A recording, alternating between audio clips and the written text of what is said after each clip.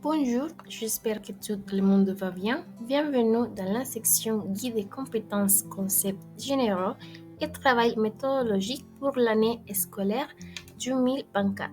Tout d'abord, on va expliquer sur l'objectif principal des guides des compétences qui vise à fournir des concepts pour la compréhension des compétences et à fournir des définitions pertinentes à intégrer dans le travail quotidien en classe au moyen d'un guide conçu pour chaque niveau au cycle. Des suggestions de stratégies intégrales susceptibles d'enrichir la médiation pédagogique seront présentées, de sorte que l'enseignant lie ces stratégies aux particularités de chaque matière.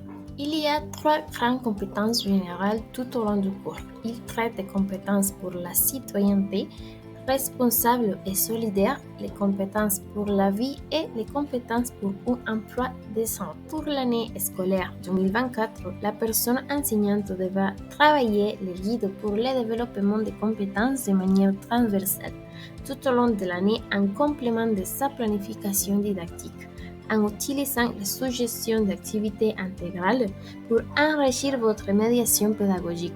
Ce qui précède est conforme au apprentissage prévu dans le programme d'études correspondant à ce calendrier, au contexte, aux caractéristiques propres à la population éducative concernée. On s'attend à ce que les activités globales suggérées pour le développement des compétences partent des principes de la conception universelle pour l'apprentissage. Depuis la motivation de l'étudiant, l'approche de multiples formes de présentation de l'information, par exemple visuelle, auditive, sensorielle, et la variété d'options pour les étudiants d'exprimer ce qu'ils ont appris. Cependant, chaque enseignant doit effectuer les ajustements et offrir les appuis éducatifs correspondants pour répondre à la diversité d'étudiants. Par exemple, handicap, difficultés spécifiques d'apprentissage, difficultés de communication, langue, parole et voix, selon les besoins. Il est important de tenir en compte des approches pour le développement des compétences dans le contexte éducatif. Par exemple, droits humains, reconnaître tous les individus comme sujets de tous les droits inhérents à l'être humain. Interculturel, veiller à ce que les différences culturelles ne se transforment pas en discrimination et soient plutôt utilisées comme source de savoir. Intergénérationnel, prendre en compte les caractéristiques par âge et les caractéristiques du degré de progression de leur autonomie, et l'égalité des sexes, mettre les hommes et les femmes sur un pied d'égalité grâce à les mesures de discrimination positive. Qu'est-ce que c'est une compétence? Les compétences favorisent la compréhension, l'expression et l'interprétation des concepts, des pensées, des sentiments, des faits et des opinions. Cela permet à l'étudiant d'interagir de manière profitable dans tous les contextes possibles tout au long de la vie, par les connaissances de soi, la prise d'action, les décisions et la construction active et proactive. Compétences pour une citoyenneté responsable et solidaire. Il implique la construction d'une communauté locale, nationale et globale, s'engager au respect des droits et des valeurs ethniques universelles. Compétences culturelles, interaction et expression de soi. Elle favorise la volonté de participer et d'apprendre à travailler en collaboration pour favoriser le bien-être de chacun et celui des autres. Cette compétence comprend les thématiques suivantes. Développement socio-émotionnel, connaissance de soi, autogestion, conscience sociale, gestion des émotions, prise de décision éclairée. Participation culturelle, influencer soi-même et les autres dans le cadre de la construction de l'identité culturelle dans le cadre d'une communauté juste, pacifique et inclusive. Plus spécifiquement, on peut mentionner la pensée pour l'avenir.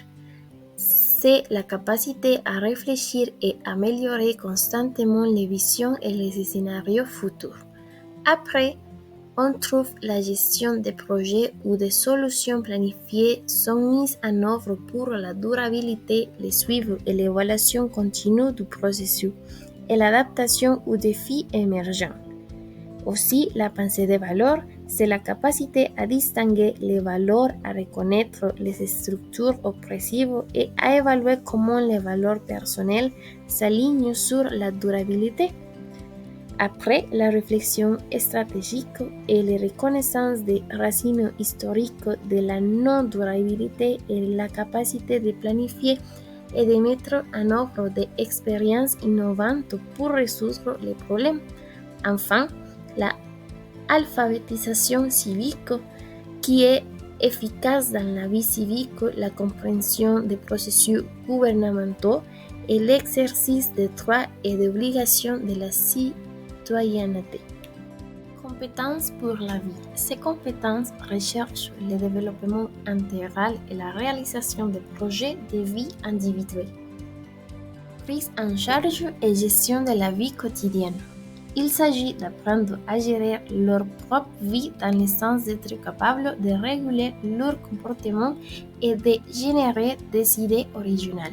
Ces compétences comprennent les thématiques suivantes: gestion de la vie quotidienne, jouir pleinement des droits et des responsabilités dans le cadre de la coexistence inclusive pour atteindre un objectif commun, depuis être membre d'une société fonctionnelle, responsable avec la capacité de prendre soin de son économie et de sa santé.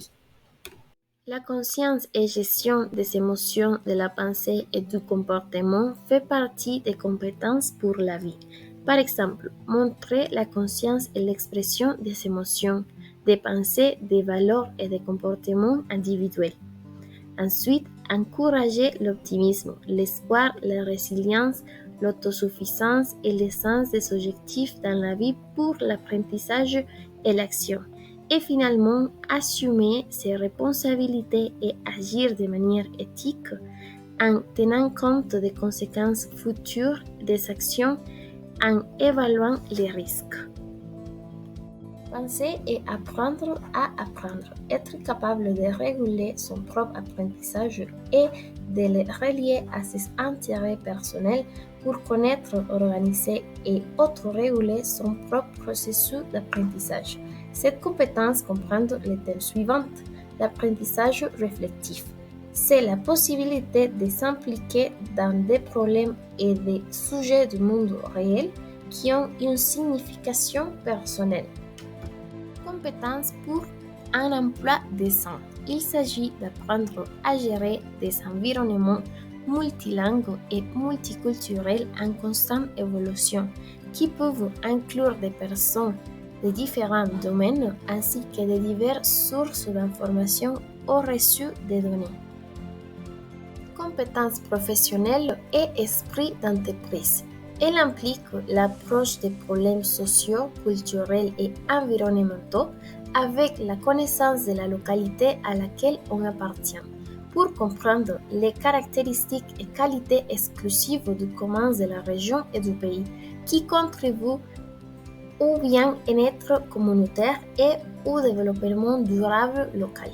Ces compétences comprennent les thématiques suivantes: préparation à la vie active, des performances agiles et flexibles pour comprendre et analyser les technologies numériques et les diverses tâches de la vie quotidienne, favorisant la résilience et l'autonomie pour faire face aux changements constants. La vie professionnelle dans la pratique, il s'agit de promouvoir des expériences entrepreneuriales personnelles pour renforcer les biens et services qui contribuent à l'amélioration de la qualité de la vie. Compétences selon l'Organisation de coopération et de développement économique. Compétences selon l'Organisation de coopération et de développement économique. Compétences selon l'organisation. La politique du ministère de l'Éducation du Costa Rica en matière de programmes d'études approuvés par le Conseil supérieur de l'éducation exige une mise à jour des fondements pédagogiques afin d'incorporer un modèle de programme d'études par compétences dans la conception des programmes scolaires, de l'organisation de coopération et de développement économique. Toutefois, la transition de la politique de programme implique un processus exhaustif de l'évaluation des effets actuels de la politique publique existante, afin que la nouvelle proposition réponde exactement aux besoins du moment éducatif actuel et permettre une refonte contextualisée. Il permettra à son tour d'élaborer un plan d'action de la nouvelle politique publique qui puisse non seulement être mise en œuvre à court et à moyen terme, mais aussi transcender dans une empreinte au sein du système éducatif national.